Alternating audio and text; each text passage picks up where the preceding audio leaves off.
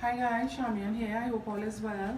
I am getting ready to cover for you all a cheese straws demo. It is, it was or is a requested demo.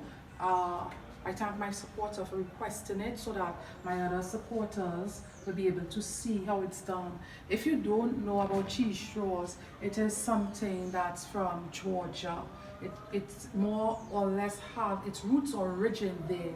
So just watch and you're going to see all the steps that I'm going to take.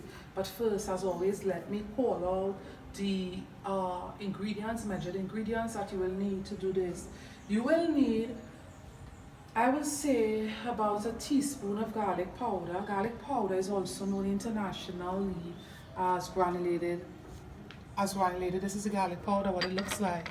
It's also known as granulated garlic internationally. The flavors, it's really intense in that, but I really like it for certain things, and this is a recipe where it's required.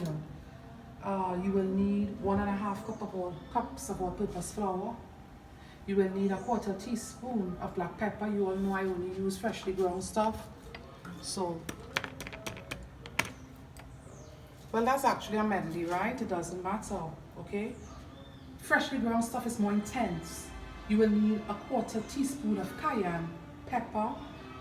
You will need a quarter teaspoon of smoked paprika or regular paprika if you don't have.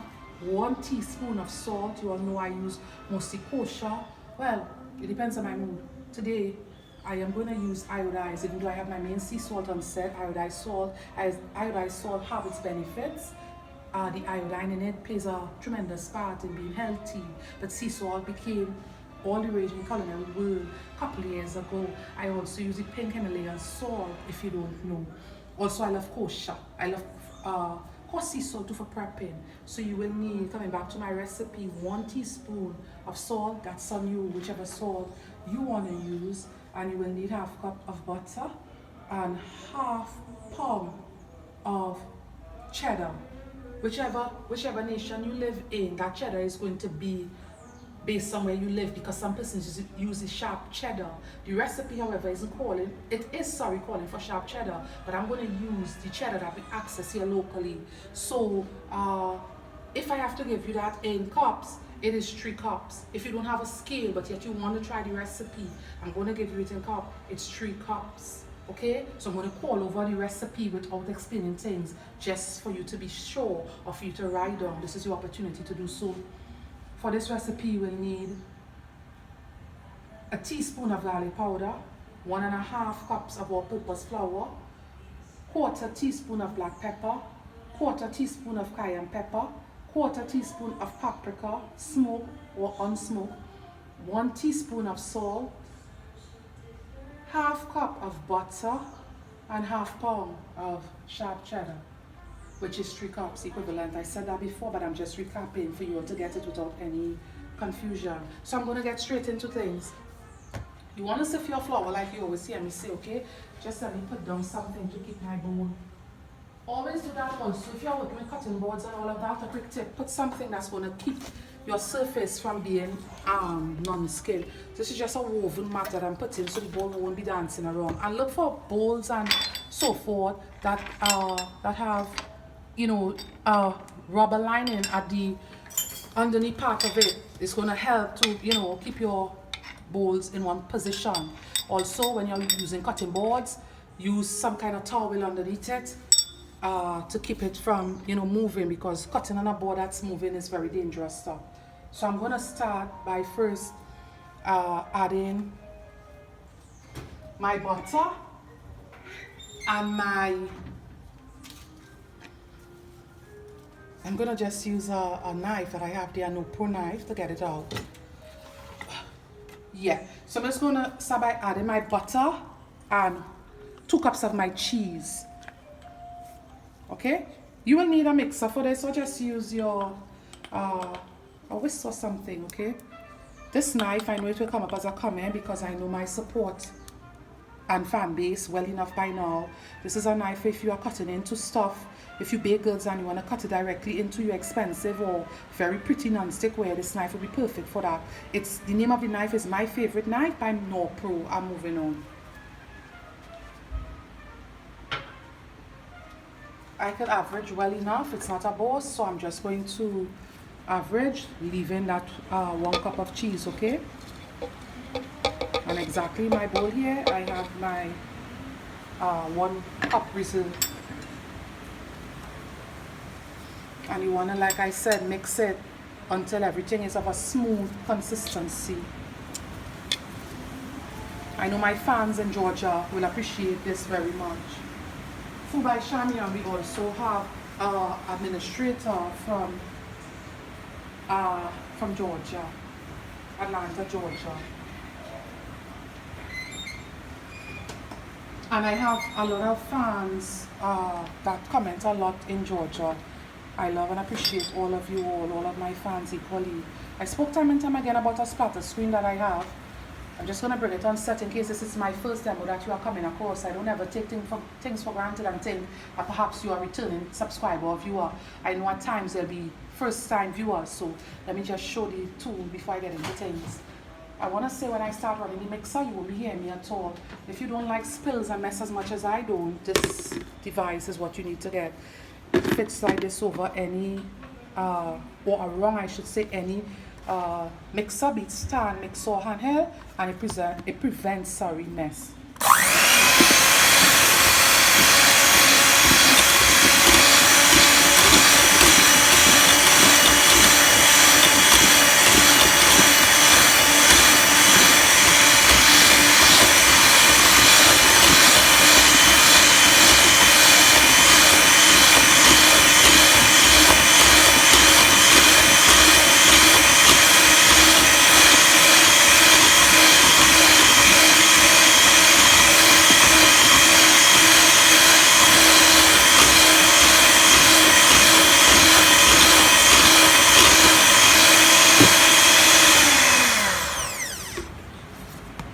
I'm just going to remove it because I want you all to see what I'm doing, okay? Although you could see, but it's somewhat still a bit obstructed because of the screen, the splatter screen, okay?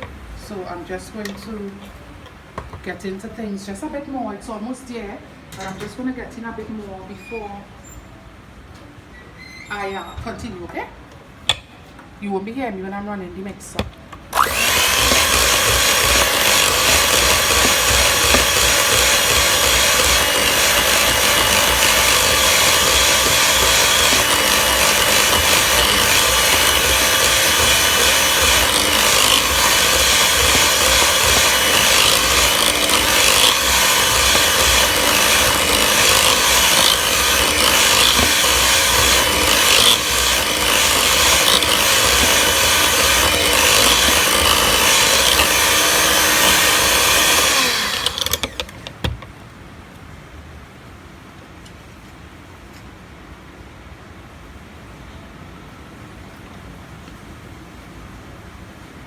So to this consistency is what you wanted. You realize it no longer really resembles cheese, okay?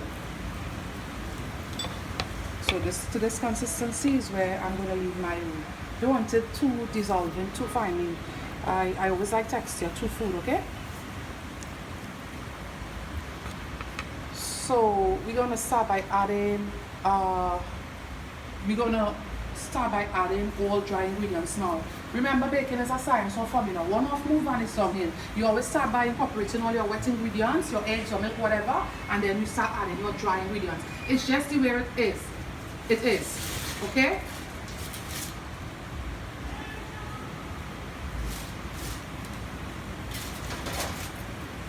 It's just the way it is, like I said. Or is, and I'm going to just start now, okay? Everything was measured, so I'm going to start by adding in my flour.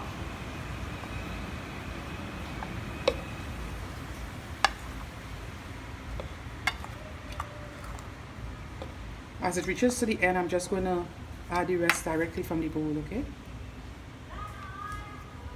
So in went my flour. Remember, it's all measured stuff that I'm working with. Flour was pre-sifted, okay? I know that might come up as a concern. You all know I sift my flour for everything. There was my black pepper. First I added the paprika, black pepper, it doesn't matter in which order. Here is my granulated garlic or garlic powder.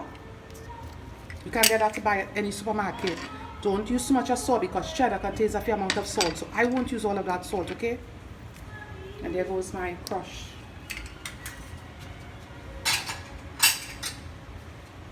And I'm just going to, you know, give a few turns on it with my spatula. Remember what I said about this recipe, okay? Remember what I always tell you all when you all are dealing with stuff like these, okay?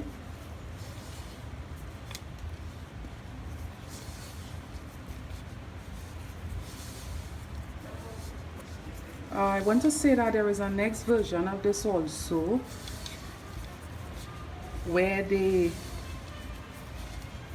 smell is just amazing, where they use pastry. They use regular puff pastry and just roll it in some cheese. I know you all understood what I said. This is not something that is too wet. Remember, when you think of straws, what happens, okay? So I'm going to try to just go one more on my mixer and see what happens, how it's going to behave, okay? So you are seeing that it's resembling like fine crumbs. It's supposed to be somewhat, let me show you all, because I think some of you might have a concern, right? You see how it looks? You all might realize, and it might be a question in some of your minds even now, that I didn't see any liquid added. You might ask that. But remember, this is an international recipe, okay? And you pipe it through well, this is a multi-purpose bag. I don't really like to call it, I'll call it a piping bag with a start tip tube attached to it, a large start tip tube, okay? So you wanna have it in a way, but you all saw when I touch it what happened. It looks so dry unless I do that, and when I do that, it's very pliable. You understood? So it's somewhat deceptive, and I always tell you all, I still listen, when you all doing stuff, don't become alarmed, don't get frustrated, it doesn't make any sense, and so forth and so forth. I always go through that with you all. I always tell you all, I always say I'm a real cook.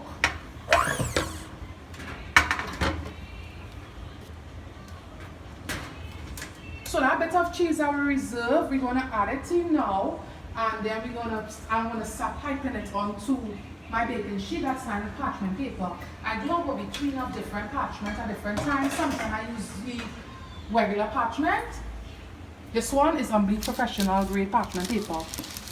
It looks a lot like what we know as brown paper here in Trinidad and Tobago. Let me add that bit of cheese, right? Because remember what the name is, cheese straws, okay? Let me just get to the cheese. So with the puff pastry method, they will just roll the cheese, be it Parmesan or whatever, onto it. That's all they will do. And cheese contains a fair amount of moisture. Think about cheese and you will see, you know, it contains a fair amount of moisture.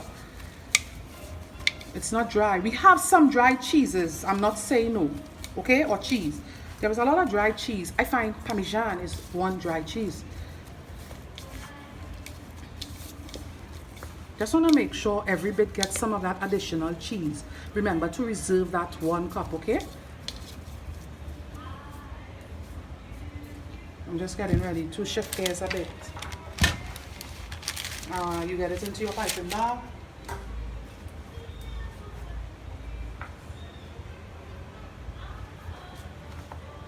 I'm going to use the same spatula thing that I was using to get it into my piping bag. You want to kind of smoothen it out when you are getting it into your piping bag. By that time, you don't want it staying just so clumpy. Remember, it's very pliable at this stage, right? And, you know, they suggest all the time that we use a star tip or a cookie press. Those of you that live internationally, you know what a cookie press is.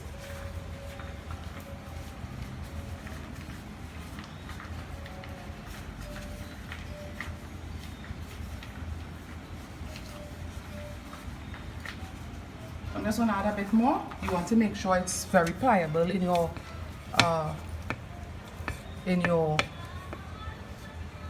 piping bag, okay?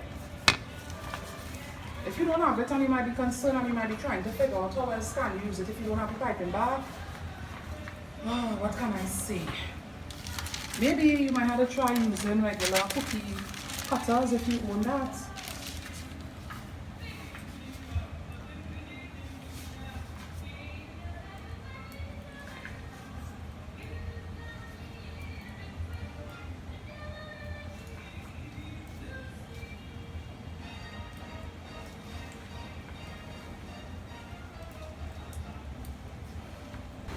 So guys, I was just quiet because I was focused, but I was right here. I guess you all know that based on your CD footage still running. At times I focus intensely, okay?